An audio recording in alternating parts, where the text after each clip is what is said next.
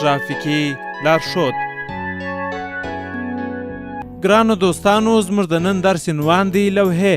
په پسې ګردۍ لوحه ده، پکښې لیکلي دي 50. که 40 پر لیکلي وه، 50 پر لیکلي وه او په سره لوحه کې وه، نو تر دغه زیات سرعت ته وسایط ته نسي ورکولی. په داخل د ښار کې موږ تاسې په درسو کې وویل چې د 30 څخه تر 40 کیلومتره سرعت اضافه هېڅ چاته حق نشته چې ونیسي. او که چیرې د لوحې مطابق په لوحه کې لیکل سوي 50، نو تر 50 په زیات سرعت نه نیسي. او که چیرې تر 50 زیات سرعت ولاړ سي، نو پولیس د ترافیکو دې تهدیدوي، جریمه کوي دي، هر قانون چې پر تا باندې تطبیقوي. په پسې مخ ته لوحه راځي، لیکې باندې کش سوي دي چې په 80 یا په 70 کې تللی سي. مقصد چې حاکمیت پر د خپل وسایط باندې ولري. په پسې رنګ دی وړونو، موږ تاسې خو رنګ په مخکني درسو کې سره ویلي وه چې هیڅ وخت په ښار کې د داخل هیڅ چاته د رنګ وهلو اجازه نشته. او که چیرې لوحه ولاړي، خط باندې کش سوی دی پر هغه رنګ باندې، نو ته باید پوه سې چې کلینیک دی، شفاخانه ده، روزنتون دی، دلته هر رنګ قطعا منع دی، باید هېڅوک یې ونه وهي. په پسې شنه لوحه ده، 4 خطه سره پکښې کې دي، دې ته منع توقف لوحه وایي، یعنې بریک وهل د دغه لوحې پر شاوخوا باندې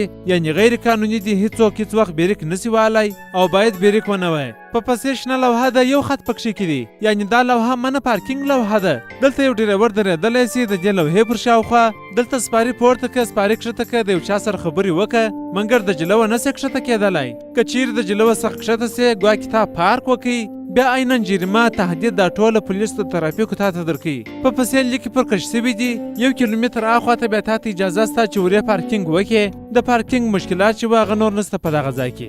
په پسې وخت والا لوحه، ټایم والا لوحه، مثلا پر یو چوک باندې سهار د 8 څخه تر 10 پورې پر چوک باندې مامورین، مکتبیان او موټران ټوله راوځي، نو بیا پولیس د ترافیکو هلته دغه لوحه دري چې د دغو بجو څخه بیا تر دغو بجو پورې باید هېڅوک پارک ونه کړي. هغه وخت ورسره لیکلي، هغه وخت باندې نوشته. کله چې هغه وخت پوره سو، بیا لوحه پر د بل مخ باندې اړي تور لیکي دي باندې قیودات و مقررات چې د پارکینګ د منع وه، اوس هغه آزاد دي. په پسې وړونو د ګمرک لوحه ده، هر وخت چې دا ولاړي، نو دلته ډریور چې خپل برنامه د تجارت دی، په ګمرک کې چې کوم مشکلات یې ورځي هغه حلوي، نو نور وسایطو ته بیا دا امر نشته چې ورځي ور داخلیږي. په پسې عقل بور لوحه، یعنې د یوه ولایت څخه چې تر بل ولایت پورې سفر کوي، هلته به غرفې ولاړې، پر سر بیا دا لوحه ولاړې، هلته ورځي 10 افغانۍ، 60 افغانۍ، 15 افغانۍ. عقل بور خپل ولایت مثلا د دې ځای څخه کابل ته ځې، کلات خپل 25 افغانۍ در څخه اخلي. غزني ته ورځي، هلته بیا خپل مامور ناست دی، 20 افغانۍ در څخه اخلي. دا پیسې چې بیا ټولېږي د دې سړک په ترمیمېدو، په جوړېدو باندې مصرفېږي. دې ته موږ تاسې عقل عبور لوحه وایو.